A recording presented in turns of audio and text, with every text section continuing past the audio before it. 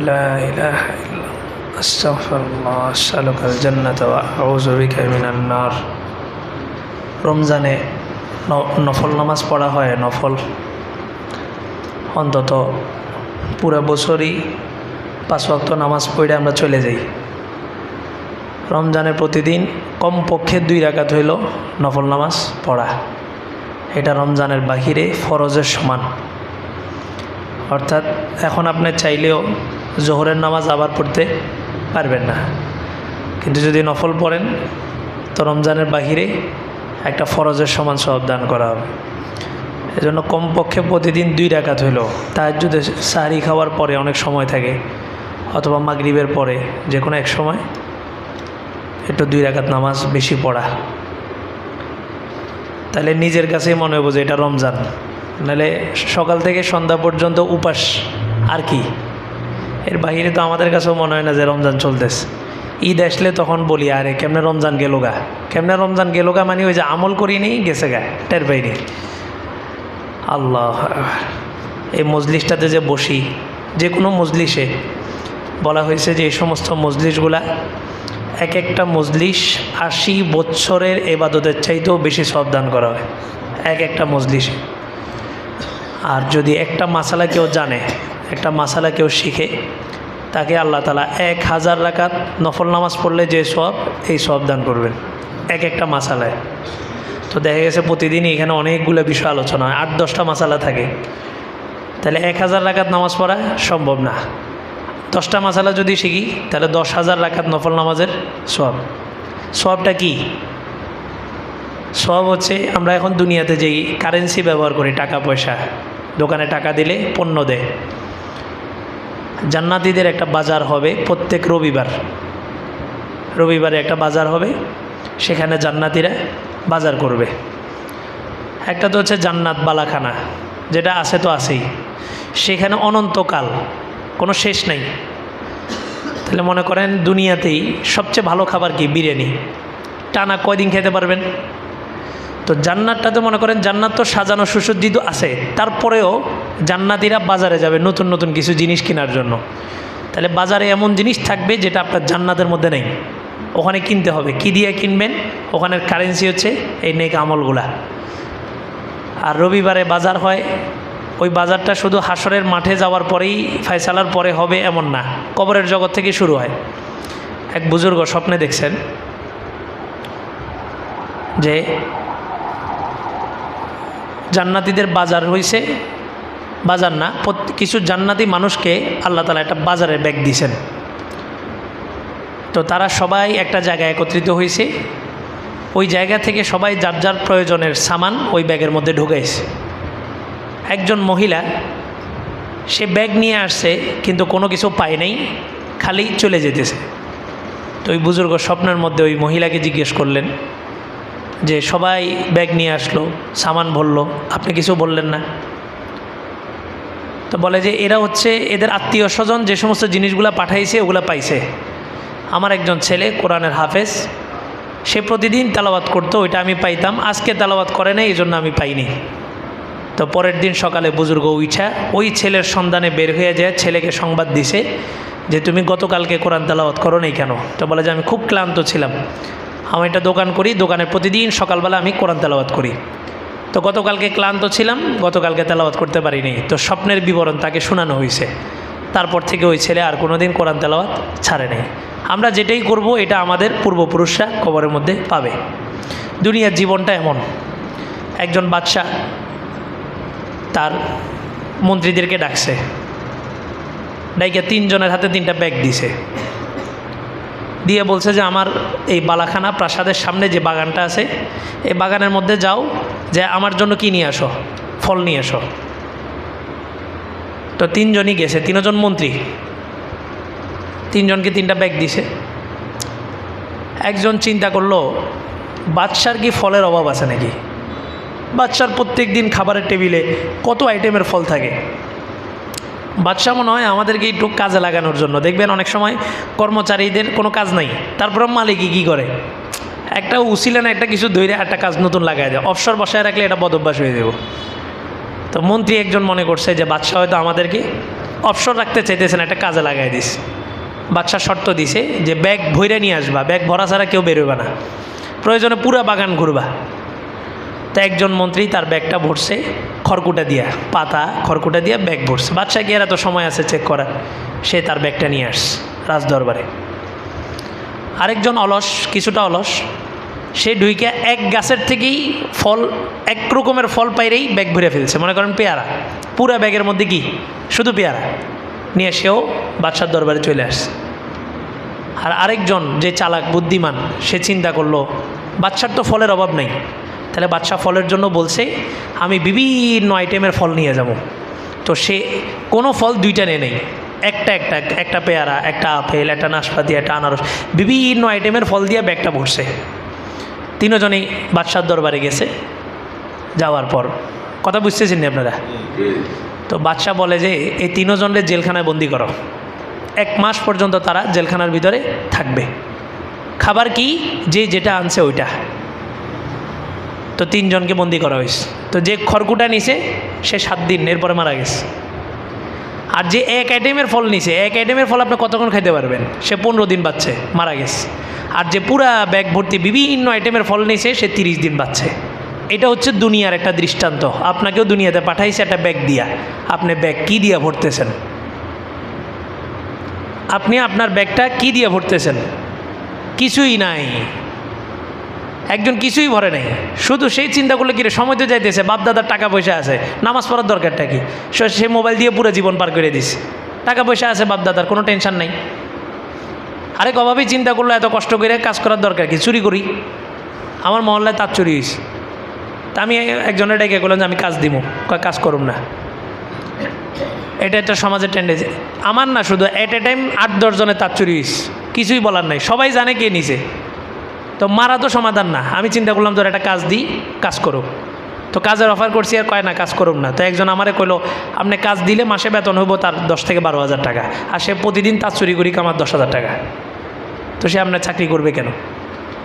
তো এইভাবে একজন দিন কাটাইছে। আরেকজন চিন্তা করলো এত কঠিন কি আছে, কাজ টাজ করবো আর খালি 5 ওয়াক্ত নামাজ পড়বো। তো সে এক আইটেমের ফল ঢুকাইছে, খালি নামাজ। রমজান মাস আসছে, খালি রোজা, বাস এক আইটেমের ফল দিয়া ব্যাগ ভরছে। আরেকজন বুদ্ধিমান, সে নামাজ পড়ছে, রোজা রাখছে, হজ করছে, জাকাত দিছে, মানুষের সাথে ভালো ব্যবহার করছে, মানুষকে দান সৎকার করছে, মানুষের আপদ বিপদে পাশে গেছে, বিভিন্ন আইটেমের ফল দিয়ে ব্যাগ ভরছে। তো আখেরাতটা হচ্ছে আপনার ওখানে কেনা বেচা হবে। কারেন্সি কি? নেক আমল। প্রতি রবিবার বাজার হবে, বাজারে যায় মানুষ কি করবে? জিনিস কিনবে। একটা কল আপনার জান্নাতের মধ্যেও আছে, সবার জান্নাতের মধ্যে আল্লাহ তাআলা কল ফিট করে দিছে। কিন্তু আপনি চাইলেন যে আপনার কলটা আরেকটু আনকমন, যেটা কারোর সাথে মিলবে না। তা আপনি রবিবার বাজারে গেলেন, দেখলেন যে আরও সুন্দর কিছু কল আছে। কল এগুলো কিনতে হলে কী লাগবে? নেকি দিয়া। আর নেকি আখেরাতে যাওয়ার পরে কামানির সুযোগ আছে। চোখ বন্ধ হয়ে গেছে এবং মৃত্যুর সময় আজরাইলকে দেখে ফেলছেন। আজরাইলকে দেখার পরে যদি কেউ ঈমান আনে, ওই ঈমান কী হবে না? গ্রহণযোগ্য হবে না। ফেরাউনও ঈমান আনছিল। ফেরাউনে যখন ডুবাইতেছে, ইয়ার কাছে আসছিল, সম্ভবত হজরত ওমর আবদুল্লাহ ইবনে আব্বাস রাদিয়াল্লাহু তাআলা আনহুকে প্রশ্ন করছে, বলেন এমন 2 জন ভাই, যে 2 জন একসাথে জন্মগ্রহণ করছে, একসাথে মৃত্যুবরণ করছে, তবুও তাদের বয়সের ভিতরে 100 বছরের ব্যবধান। এমন 2 ভাই যারা একই দিনে জন্মগ্রহণ করছে, আবার একই সাথে মৃত্যুবরণ করছে, কিন্তু তাদের জন্মের মধ্যে ব্যবধান কত বছর? 100 বছর। এই ঘটনাটা আসবে সূরা বাকারার মধ্যে আসে। আরেকটা প্রশ্ন করছে, পৃথিবীর এমন একটা জায়গা, যেই জায়গায় সূর্যের আলো একবারই পড়ছে, কিয়ামত পর্যন্ত আর দ্বিতীয়বার পড়বে না, কোথায়? তো হযরত আব্দুল্লাহ ইবনে আব্বাস বলছেন, ওই ফেরাউনের কুলজুম, বাহরে কুলজুম, যেই নদীর মধ্যে আল্লাহ তাআলা ফেরাউনকে ডুবাইছে, ডুবানোর আগে এই নদীতে কী ছিল? রাস্তা। কাত্তাউদিল আজিম, শুধু রাস্তা না, একদম একটা তো হচ্ছে মাটির রাস্তা মাত্র তৈরি করছে, আল্লাহ এমন রাস্তা দেয় নাই, একদম অরিজিনাল রাস্তা, 2 পাশে গাছও আছিল, অরিজিনাল রাস্তা, ঘাস আছিল, গাছ আছিল, এবং প্রত্যেকের ভিতরে এইভাবে পার্টিশন দেওয়া, পার্টিশনের ভিতরে পার্টিশনগুলো দেওয়া ছিল গ্লাসের, যাতে এক গ্রুপ আরেক গ্রুপে দেখে। কথা বলতে বলতে গেছে। তো ফেরাউনের আল্লাহ তাআলা ডুবাইছে। যখন ডুবাইতেছে, তো জিবরাইল আলাইহিস সালাম ফেরাউনের একটা ফতুয়া, এখন তো সবাই মুফতি, আপনি কাউরে মাসালা জিজ্ঞেস করেন, সে এটা বলবে না যে ভাই আমি তো মুফতি না, তুমি মুফতি সাহেবের কাছে যাও। সে কি করবে? ও আচ্ছা, এই বিষয় একটা হয়তো আন্দাজে বলে দিবে, আর না হয় সে গুগলে সার্চ করবে এই মাসালাটার সমাধান কি, বাস। এবার নিজেই আরেকজন কি করতেছে, ফতুয়া দিতেছে। আপনার ফতুয়া দরকার, হুজুরের কাছে যায় না, এখন কোথায়, গুগলে সার্চ করে, ইউটিউবে সার্চ করে, যেটা তো আছে, হুজুরের কাছে যায় কি করব। তো গুগলে 90টা সঠিক কথা থাকলে 10টা কি থাকবে, ভুল কথা। ওই 10টা ভুলই আপনার ঈমান আকীদা সব শেষ। তো ফেরাউনটা একদিন জিবরাইল আলাইহিস সালাম আসছে, আয়েশা বলে, ফেরাউন তুমি তো সবচেয়ে বড় খোদা, তুমি সবচাইতে বড়, তুমি পুরা মিশর চালাও, কেউ যদি মালিকের কথা না শুনে তারে কি করা দরকার, কয় তারে পানির মধ্যে ডুবাই মারা দরকার। জিবরাইল আলাইহিস সালাম ফেরাউনকে জিজ্ঞেস করছে, ফেরাউন কি বলছে, তারে পানির মধ্যে ডুবাই মারা দরকার। কয় তাহলে লেখা দাও। কয় এটা লেখার কি আছে, কয় না ভুলে যেতে পারো, লেখা দাও। তো ফেরাউন লিখে দিছে যে মুনিবের কথা শুনবে না তারে কি করা দরকার, পানিতে ডুবাই মারা দরকার। পানি যখন আগের মতো হয়ে গেছে, আল্লাহ তাআলা যখন ফাগশিয়াহুম মিনাল ইয়াম্মি মা গশিয়াহুম, ঢেউয়ের উপরে ঢেউ, সব কিছু আগের মতো যখন হয়ে গেছে, জিবরাইল আলাইহিস সালাম আয়েশা ওই ফতুয়ার কাগজ ফেরাউনের সামনে ধরছে। ফেরাউনকে আমারে বাঁচাও, তোমারে কেমনে বাঁচাবো, তুমিই তো ফতুয়া দিছ যে মুনিবের কথা শুনবে না তারে কি করা দরকার, পানির মধ্যে ডুবাই মারা দরকার। তো ফেরাউন কয় যে আমি ঈমান আনছি। কিসের উপরে ঈমান আনছ, আমানতু বিরব্বি মূসা ওয়া হারুন, ডাইরেক্ট আল্লাহর উপরে ঈমান আনছি এটা কয় না। কত বড় ঘাটতেরা, ও মৃত্যুর সময় পর্যন্ত বলতেছে, কয় মূসা আর হারুনের রবের উপরে ঈমান আনছে, মানে আল্লাহর উপরে ঈমান আনছে এটা বলে না, কয় মূসা আর হারুনের রবের উপরে ঈমান আনছে। জিবরাইল কয় যে আলান ওয়াকাদ আসাইদা ক্বাবলু ওয়া কুনতা মিনাল মুফসিদিন, এখন ঈমান আনতেছ, এই 5 সেকেন্ড আগেও তো তুমি সবচেয়ে বড় পাপিষ্ঠ আছিলা। তো জিবরাইল আলাইহিস সালাম একটু ভয় পেয়ে গেছেন। কেন ভয় পেয়ে গেছেন, আল্লাহ তাআলা কি রহমান, আল্লাহ কি দয়ালু, কি পরিমাণ দয়া যে আপনি আল্লাহরে দেখায়া, আপনি যে গুনাহ করতেছেন আল্লাহ দেখতেছে না, আমি গুনাহ করি যে আল্লাহ দেখে না, আমি কারটা খাই, আল্লাহরটা খাইতেছি, আমি আসি কোথায়, আল্লাহর জমিনে, আমি আল্লাহকে দেখায়া আল্লাহর জমিনে আল্লাহর খায়া আল্লাহ তাকায় আছে আর আমি গুনাহ করতেছি। এরকম বড় নাফরমানকেও আল্লাহ তাআলা কি দিতেছেন, রিজিক দিতেছেন, শ্বাস প্রশ্বাসের অনুমতি দিতেছেন। হাদিসের মধ্যে আসছে এই নাকের ডগায় একজন ফেরেশতা বসা থাকে, প্রত্যেকবার বান্দা যখন শ্বাস ছাড়ে সে আল্লাহকে বলে যে আল্লাহ শ্বাসটা কি বের করতে দিব, তা আল্লাহ বলে যে দাও, তা আমি শ্বাস বের করি। আবার যখন টান দিই তখন সে আল্লাহর কাছে বলে আল্লাহ শ্বাসটা কি ভিতরে ঢোকার অনুমতি দিবেন, আল্লাহ বলে যে দাও তো দিই। আপনি তো মনে করেন আমি আমার ইচ্ছা টান দিছি আর ছাড়ছি। যেই লোকটা শেষ মুহূর্ত অবস্থায় আছে, নিঃশ্বাস নিতে পারতেছে না, ওই লোকটাকে জিজ্ঞেস করেন যে শ্বাস তো তোমার, টান দাও। বুঝেন নাই, আপনি তো মনে করতেছেন শ্বাস আপনার, আপনি টানতেছেন ছাড়তেছেন। যেই লোকটা একদম শেষ সময় আছে, এখন দম আটকে যেতেছে, তারে বলেন শ্বাস তো এতদিন তোমার ছিল, টান দাও। সিজার হয়, সিজার এটা একটা ষড়যন্ত্র, সোজা কথা একদম। যারা পিএইচডি করছে এটার উপরে, ওরকম ডাক্তারদের বক্তব্য আমি শুনছি, বলে যে কিচ্ছু হবে না, সিজার এটা একটা ষড়যন্ত্র। এটা আমার মনে হয় নেই, ডাক্তাররা যেভাবে বুঝায়, কি বলে বাচ্চা উল্টে গেছে 1 নাম্বার, 2 নাম্বার বলে যে বাচ্চার মধ্যে নাড়ি বুড়ি পেঁচায় গেছে, 3 নাম্বার বলে যে পানির শূন্যতা। এই 3টা কমন। আর কি করবে, আপনি যাওয়ার সাথে সাথে একটা ইঞ্জেকশন দিবে, এই ইঞ্জেকশনটা দিবে হচ্ছে আপনার ব্যথাটা যেন না উঠে। তো মায়ের ব্যথা যখন উঠবে না তখন বাচ্চা প্রসব, নর্মাল ডেলিভারি সম্ভব না। তো যাওয়ার সাথে ইঞ্জেকশনটা দিয়ে দেয়। আর আমরাও কি করি, বাচ্চা প্রসবের সময় যত কাছায় তত ঘন ঘন ডাক্তার কাছে যাই, ঘন ঘন ডাক্তার কাছে যাই। তো ডাক্তার নর্মাল ডেলিভারি করলে 5,000 টাকা পাবে, আর সিজার করলে 40,000 টাকা পাবে। যখন মুসলিম শরীফের হাদিস পড়ছি তখন বিষয়টা স্পষ্ট হয়েছে। মুসলিম শরীফের মধ্যে হাদিস আছে, আল্লাহ শুধু নাকের ডোগায় ফেরেশতা না, আপনি বাচ্চা ভ্রূণের মধ্যে যখন চলে আসে, মায়ের গর্ভে যখন চলে আসে, সাথে সাথে সেখানে একজন ফেরেশতাকে আল্লাহ তাআলা নিযুক্ত করেন। ওই ফেরেশতার ডিউটিটাই হলো, মা যখন শোয় কাত হয় তখন বাচ্চার মাথা যেন মায়ের ওই ইয়ার ভিতরে ময়লার মধ্যে যেন না ডুবে যায়, মাথাটা যেন উপরের দিকে থাকে, একজন ফেরেশতা সেখানে নিযুক্ত করা হয়। এই ফেরেশতা বাচ্চাটাকে উপরে করে, আবার নিচ করে, আবার এটা করে ওটা করে। তো যেই ডাক্তার বলতেছে যে বাচ্চা উল্টে গেছে, ওই মায়ের পেটের মধ্যে কি ফেরেশতা নাই? অবশ্যই আছে। এটা ডাক্তারের একটা ষড়যন্ত্র। কয় যে আলটা করাইছে, আলটাতে একদম স্পষ্ট দেখছি। তা আলটা কি আল্লাহ করাইছে না বান্দা করাইছে? কে করাইছে? বান্দা করাইছে। তো বান্দা করাইছে, বান্দা সত্য কইছে, এটাকে বুঝলেন কেমনে? কয় মেশিন। তো মেশিন কে বানাইছে? মানুষ বানাইছে। মেশিনও মিথ্যা বলতে পারে। আমরা এখন এমন একটা যুগে বসবাস করতেছি, আমার নিজের উপরে ভরসা নাই, কিন্তু কিসের উপরে ভরসা আছে? মেশিনের উপরে ভরসা আছে। অবশ্য মেশিন কে বানাইছে? বান্দা বানাইছে। এক ইয়ে আসছে, এই গত 2 বছর আগের কথা, আমার এক মুসল্লি কয় যে হুজুর মিরাজ বন্টন, এই যে দেখেন তো এটা লেখছি হয়েছে কি না। আমি দেখলাম যে মাসালা একদম হুবা উঠি। তাই আমি বললাম যে হয়েছে তো। কয় যে আলহামদুলিল্লাহ। আমি কি আপনি আলহামদুলিল্লাহ বললেন? হুজুর আমি এটা গুগল থেকে দেখে আমি একবার টাইপ করে নিয়ে আসছি। মিরাজ বন্টনের ক্যালকুলেটার আছে গুগলে। তো ওস্তাদের মায়ের কোন সময়? শেষ রাতে। আমি বলছি আমার একটা মাসালা আছে, পারলে এটা সমাধান করে দেন তো। এমন এক সুরত দিছি, এই সুরত গুগল না গুগলে বাপেও পারবো না। তো এটা হচ্ছে আমাদের আর গুগলের ভিতরে ব্যবধান। আমরা 12-14 বছর পড়াশোনা করছি, কি গোড়া ঘাস কাটছি। তা আমি হেরে একটা সুরত দিছি, আমি কেছি এটা। তো এবার হে গুগলে সার্চ দিছে, গুগলে লেখা আসছে নো রেজাল্ট, এটার কোনো রেজাল্ট নেই। তো সব কিছু গুগল সমাধান দিতে পারবে না। আর গুগল যে সমাধান দেয়, গুগলের মধ্যে এটা লিখছে কে? কোনো না কোনো একজন মানুষ। ওই মানুষের ভুল হতে পারে না, ওই মানুষ যেটাকে সঠিক মনে করছে ওটাই লিখে দিছে। গুগলে যারা কিউআর কোড নিয়ে কাজ করছেন, যারা অনলাইনে বুঝবেন, কিউআর কোড একটা সিস্টেম আছে। কিউআর কোড মানে মানুষ কী লেখা সার্চ দেয়, গুগল টপ র্যাঙ্কিং, গুগল পান্ডা, এগুলো কাজ আছে। যারা এগুলো বুঝে ওনারা বুঝবেন। এই সার্চ, আপনি একটা সার্চ দিবেন গুগলে যে কোনো মাসালা, সর্বপ্রথম যে পেজটা আসবে এই পেজটা খ্রিস্টানরা পরিচালনা করে, কোনো মুসলমান পরিচালনা করে না। তো খ্রিস্টান বুঝি আপনার ইসলাম সুন্দর করে বুঝাই দিবে। ওই যে বললাম 90টা মাসালা সঠিক, 10টা মাসালা কি ভুল। তো ফেরাউন যখন ঈমান আনতেছে, বলতেছে যে আমি ঈমান আনলাম মুসা এবং হারুনের রবের উপরে।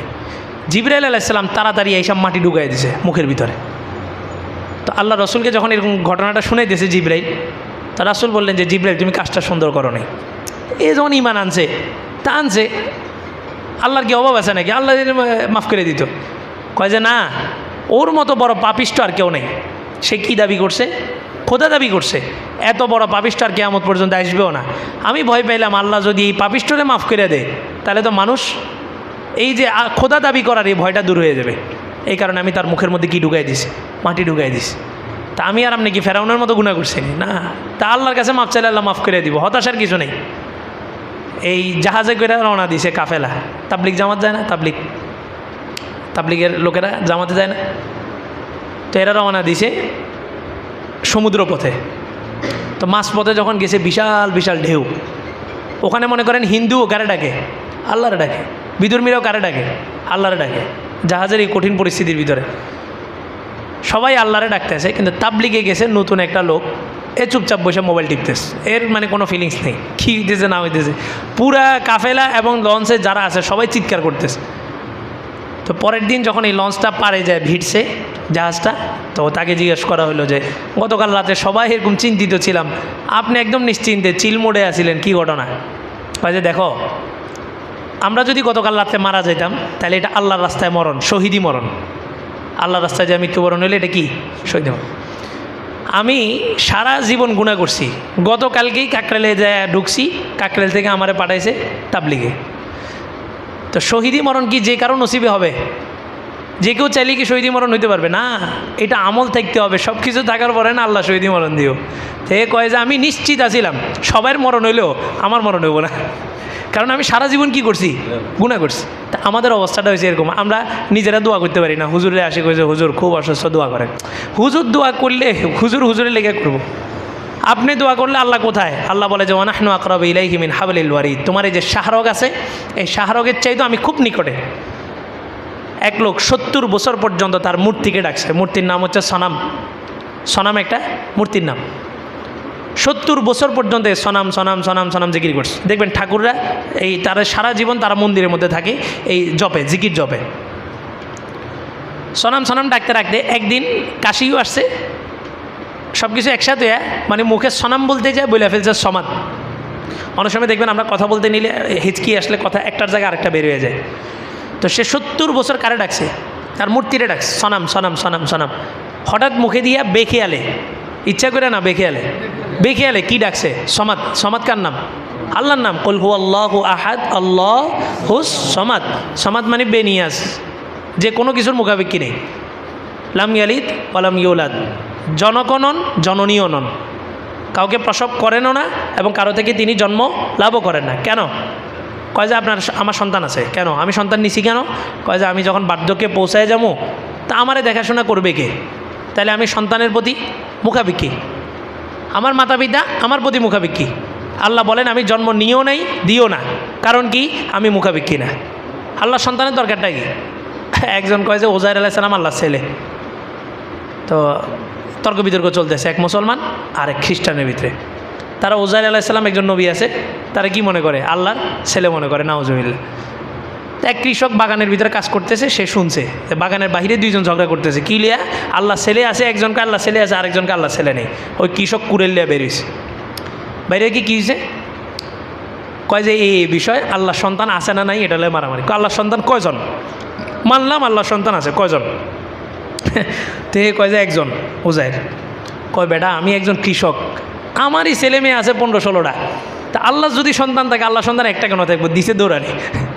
যে যেভাবে বুঝে তারে ওভাবে বুঝাইতে হয়, যেমন কুকুর তেমন মুগুর। আর হের লগে আপনি তর্ক করতেছেন, হে মানতে রাজিই না, তো তারা এখন মায়ের যে আল্লাহ আমারে বানাইছে, আমারই যদি 4-5টা সন্তান থাকে, তা আল্লাহ যদি সন্তান থাকে কয়েক কোটি থাকবো, যদি থাকে আর কি, নাউজুবিল্লাহ। তো তারা আল্লাহ সন্তান মনে করে। কি কথা থেকে গেলাম?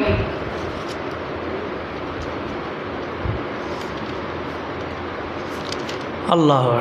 তা আমরা আমাদের গুনার উপরে এই পরিমাণ যে আমি জানি যে আমি হাত উঠাইলে আল্লাহ কি করবে না? কবুল করবে না। সনাম 70 বছর পর্যন্ত কি ডাকছে? সনাম। একদিন বেঁকে এলে মুখে কি বলছে? সমাদ। আল্লাহ বলে যে লাব্বাইকে আবদি, একদম পুরো আসমান কাঁপায়া আল্লাহ জবাব দিছে লাব্বাইকে আবদি। এত জোরে মানে প্রকম্পিত হইয়া এই আওয়াজটা চতুর্দিক থেকে গগনবিদারী একটা আওয়াজ উচ্চারিত হয়েছে যে বান্দা আমি হাজির। ফেরেশতারা বলে আল্লাহ আপনারা ডাকে নাই তো? ফেরেশতারা মনে করছে আল্লাহ বুঝে নেই, তো কয় যে আপনারা ডাকে নাই তো? কয় যে শোনো, সে আমারে ডাকে নাই কিন্তু আমার নাম ডাকছে। সেই যে এই মূর্তিকে ডাকছে 70 বছর সনাম, এই মূর্তি কি জবাব দিছে? এই মূর্তি কি কথা বলতে পারে? তা আমি আল্লাহরেও ডাকছি, আমি আল্লাহ যদি জবাব না দিই তাহলে আমি আল্লাহ আর ওই মূর্তির মধ্যে কোনো পার্থক্য আছে নাকি? এই কথা দ্বারা কি বুঝলেন? আপনি ডাকতে দেরি, আল্লাহ জবাব দিতে না। উদউনি আস্তাজিব লাকুম, শুধু ডাকো, ডাকার সাথে সাথেই জবাব দিব। তবে ডাকার মতো ডাকলে কেমনে? খোদায় শুনে না। খোদা তোমায় ডাকতে জানি না, ডাকার মতো ডাকলে কেমনে? খোদায় শুনে না। জিকির করে আল্লাহ আল্লাহ আল্লাহ আল্লাহ আল্লাহ, এটা কি জিকির? এই জিকিরে কি রহমত আসবো না আযাব আসবো? আযাব আসবো। আল্লাহকে আল্লাহ শব্দ ভক্তি নিয়ে ডাকতে হবে, আল্লাহ। এই ডাকতে দেরি, আল্লাহ জবাব দিতে দেরি হবে। আল্লাহ। আলোচনা বুঝেননি? রমজান কেন্দ্রিক। আল্লাহর সাথে রমজানের আগেও সম্পর্ক আছিল না, এই রমজানেও আমার কোনো সম্পর্ক হইল না। তাহলে রমজান আসা না আসা সমান। আল্লাহ রসুল মিম্বরে পা রেখে বলছে আমিন, 3 মিম্বরে 3বার পা রেখে কি বলছে? আমিন বলছে। জিজ্ঞেস করা হলো ইয়া রসুল আল্লাহ কেন আমিন বলছেন? কয় যে জিবরাইল আসছে, আয়েশা বলছে ওই ব্যক্তি ধ্বংস হোক যেই ব্যক্তি আপনার নাম শুনলো আর দুরুদ পাঠ করলো না, ওই ব্যক্তি ধ্বংস হোক। আল্লাহ রসুল বলেন আমি কি বলছি? আমিন। এই জন্য রাসূল সাল্লাল্লাহু আলাইহি ওয়াসাল্লামের নাম শুনলে কি বলতে হয়? একবার দুরুদ পাঠ করতেই হয়। দ্বিতীয় সিঁড়িতে পা রাইখা বলছে ওই ব্যক্তি ধ্বংস হোক যেই ব্যক্তি তার মাতা পিতার যে কোনো একজনকে পাইল আর জান্নাত কামাইতে পারলো না। আল্লাহ রসুল বলেন আমি বললাম আমিন। মা বাবের পায়ের নিচে কি? বেস্ট। আল জান্নাত তাহতা আকদামিল উম্মাহাত, মায়ের পায়ের নিচে জান্নাত। আর আল্লাহ রসুল বলেন রেজার রব্বি রেজাল ওয়ালেদ, আল্লাহর সন্তুষ্টি পিতার সন্তুষ্টির উপরে নির্ভর করে। আপনার বাবা যদি আপনার উপরে খুশি থাকে, আল্লাহও আপনার উপরে গিয়ে আছে খুশি আছে। আর আপনার বাবা যদি আপনার উপরে নারাজ, তা আপনি হাজি গাজি বহু কিছু হইতে পারেন, কিন্তু আল্লাহ আপনার উপরে কী হবে না? খুশি হবে না। 3 নম্বর সিঁড়িতে পা রাইখা বলছে ওই ব্যক্তি ধ্বংস হোক যেই ব্যক্তি রমজান পাইলো আর গুনাহ মাফ করাইতে পারলো না। তো বদদোয়া করছে কে? সাইয়্যিদুল মালাইকা, সমস্ত ফেরেশতাদের সর্দার। আর আমিন বলছে কে? সাইয়্যিদুর রসুল ওয়ান নবী ওয়াল আম্বিয়া, সমস্ত নবী রসুলদের সর্দার। আল্লাহ রসুল আমিন না বললেও বদদোয়া কবুল, তার উপরে আমিন বলে এটারে মজবুত করে দিছে। এই বদদোয়া কবুল হওয়ার ব্যাপারে কোনো সন্দেহ আছে নাকি? নাই। তাহলে রমজান পাইলাম, গুনাহ মাফ করাইতে পারলাম না, তা আমার চাইতে পোড়া কপাল আর কেউ হইতে পারে? এটা